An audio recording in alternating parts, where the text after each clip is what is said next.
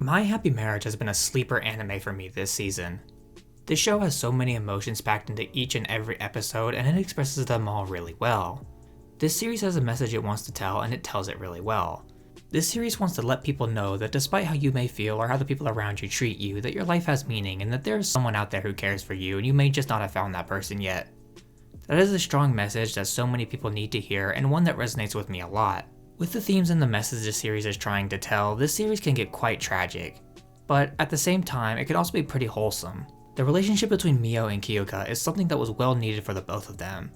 Kyoka needed someone who was genuine and kind, someone who wasn't just after money and status, which he found in Mio. And Mio desperately needed a place she could feel safe in, someone she could trust and a kind shoulder to lean on when she was feeling down. And she absolutely found that in Kyoka. Seeing the two of them interact on screen always puts a smile on my face, while at the same time having tears in my eyes.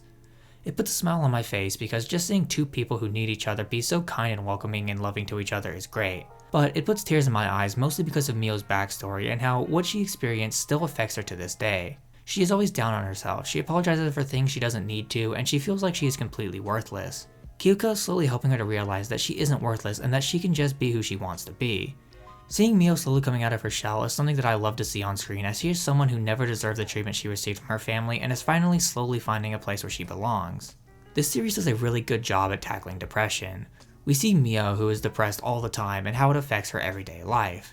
She doesn't believe in herself, she doesn't think she is worthy of love, she just has this negative view of herself that persists throughout every day.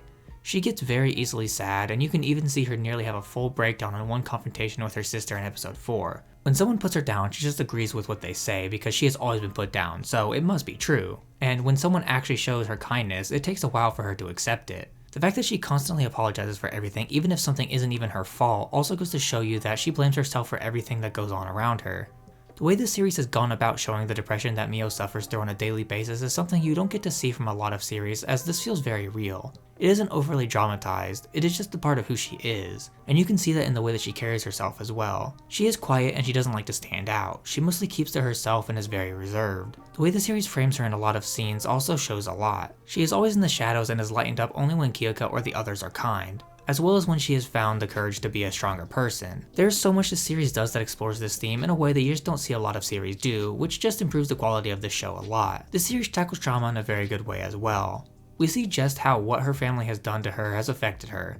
Mio is extremely scared of confrontation. She always assumes she did something wrong even when she didn't do anything, but we also see how badly this affects her in that same scene in episode 4. It does such a good job at showing you the trauma she has from her family, and that trauma is only going to grow from being kidnapped by a psychopath, but she will also have someone by her side to help her out when she needs it, which will hopefully make her grow stronger and happier. There's a really good revenge element to this series. Now, Mio is not seeking any kind of revenge, let me be clear on that, but her husband, well, that's a different story altogether. He is absolutely trying his best to make sure that Mio's family suffers for what they did to her. He isn't really going out of his way to harm them physically, but he is doing research into her family so that he can expose them for shit when the time is right. Plus, there are other elements at play which I think are going to play a big role in this as well that might make his job a lot easier. Like the fact that Mio's sister isn't the brightest bulb in the box, and is actively going out of her way to do dumb shit all because she can't let her sister be happy, which is also fucked, and I can't wait to see her get knocked down a peg or two. It'll be so satisfying. The supernatural elements in this series are nice. Surprisingly, they don't go too in depth of explaining anything, despite how important a lot of this stuff is to the overall story. But I do like the way they've implemented it into the story. It's there and it's important, but the explanation for things is set aside because all the characters we are seeing already know all about these powers and abilities, so getting an explanation would feel out of place and take away from the more important story beats. But I do still think it adds a lot to the story, like how it played a big role in why Mio was treated the way she was by her father and the rest of her family, or how Kyoka has a lot of influence mostly on the back of his family and how good he is at wielding his abilities. The supernatural stuff is mostly in the background in terms of it showing, but it plays a massive role in the story, which actually weirdly gives it a strange feeling, but I like it. I've talked a good bit about Mio and Kyoka in this video, so let's talk about some of the other characters. Firstly, I want to say I like all the characters. Not actually, more so how they are written. Mio's family can absolutely go fuck themselves, but they are well written characters. Her sister is really annoying though. She goes way over the top for everything just to make sure Mio can't be happy regardless if she likes something or not. And she has that really smug and annoying attitude towards everything that just really doesn't do it for me. Mio's father is also an asshat, but for an entirely different reason.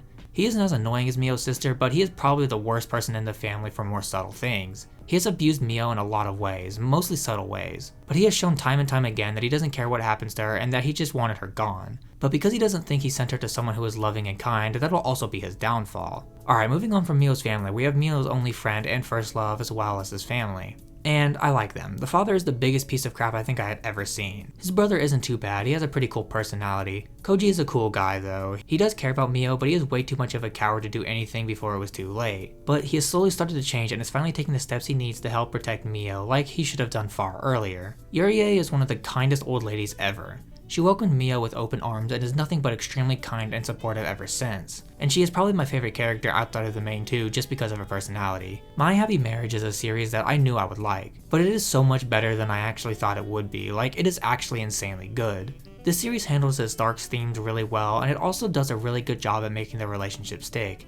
This series is incredible and is a must watch for sure. Hey everyone, Blocky from the future here. This video script was written before the release of episode 6, so I want to talk about some of the events that happened in that episode. Firstly, Mio standing up for herself and not giving in to her shitty family is awesome. I love to see the growth that she has gone through to make it to this point. Kyoka telling Mio's sister to essentially fuck off was nice as well. It finally put her in her place a little bit and will hopefully humble her a little bit, but I doubt it will. And lastly, bro, the fight scenes in this episode were insane. The abilities they were using were insanely strong, and there was a lot of strategy involved as well. Like how Kyoka was using lightning instead of fire because fire would burn the place down, as we later saw the idiot do. This episode was so good and changed so much about what I thought about this series, which I absolutely love.